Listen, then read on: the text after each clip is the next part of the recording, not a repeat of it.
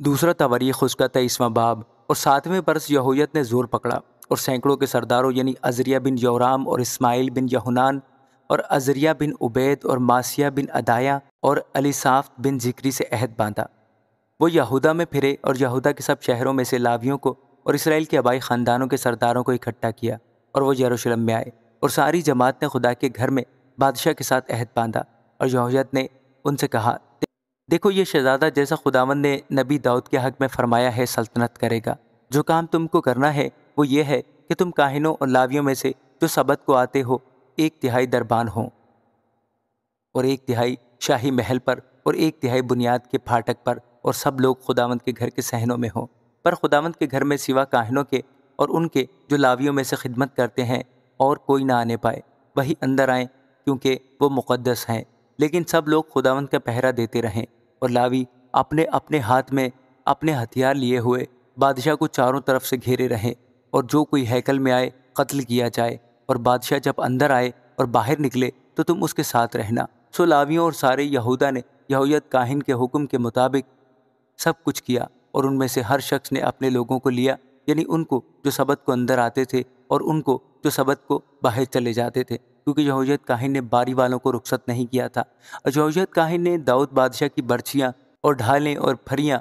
جو خداوند کے گھر میں تھیں سینکڑوں کے سرداروں کو دیں، اور اس نے سب لوگوں کو جو اپنا اپنا ہتھیار ہاتھ میں لیے ہوئے تھے ہیکل کی دہنی طرف سے اس کی بائیں طرف تک مذبح اور ہیکل کے پاس بادشاہ کے گردا گرد کھڑا کیا۔ پھر وہ شہزادہ کو باہر لائے اور اس کے سر پر تاج رکھ کر شہادت نامہ دیا اور اسے بادشاہ بنایا۔ اور یہویت اور اس کے بیٹوں نے اسے مسح کیا، اور وہ بول اٹھے، بادشاہ سلامت رہے۔ جب عطلیہ نے لوگوں کا شور سنا جو دوڑ دوڑ کر بادشاہ کی تعریف کر رہے تھے، تو وہ خداوند کے گھر میں لوگوں کے پاس آئی، اور اس نے نگاہ کی اور کیا دیکھا کہ بادشاہ پھاٹک میں اپنے ستون کے پاس کھڑا ہے، اور بادشاہ کے نزدیک عمرہ اور نرسنگے ہیں، اور ساری مملکت کے لوگ خوش ہیں اور نرسنگے پھونک رہے ہیں، اور گانے والے باجوں کو لیے ہوئے مدح سرائی کرنے میں پیشوائی کر رہے ہیں۔ تب عطلیہ نے اپنے کپڑے پھاڑے اور کہا، غدر ہے غدر۔ تب یہویت کاہن سینکڑوں کے سرداروں کو جو لشکر پر مقرر تھے باہر لے آیا، اور ان سے کہا کہ اس کو صفوں کے بیچ کر کے نکال لے جاؤ، اور جو کوئی اس کے پیچھے چلے وہ تلوار سے مارا جائے، کیونکہ کاہن کہنے لگا کہ خداوند کے گھر میں اسے قتل نہ کرو۔ سو انہوں نے اس کے لیے راستہ چھوڑ دیا، اور وہ شاہی محل کے گھوڑا پھاٹک کے مدخل کو گئی، اور وہاں انہوں نے اسے قتل کر دیا۔ پھر یہویت نے اپنے وہ سب لوگوں اور بادشاہ کے درمیان عہد باندھا کہ وہ خداوند کے لوگ ہوں۔ تب سب لوگ بال کے مندر کو گئے اور اسے ڈھایا، اور انہوں نے اس کے مذبحوں اور اس کی مورتوں کو چکنا چور کیا،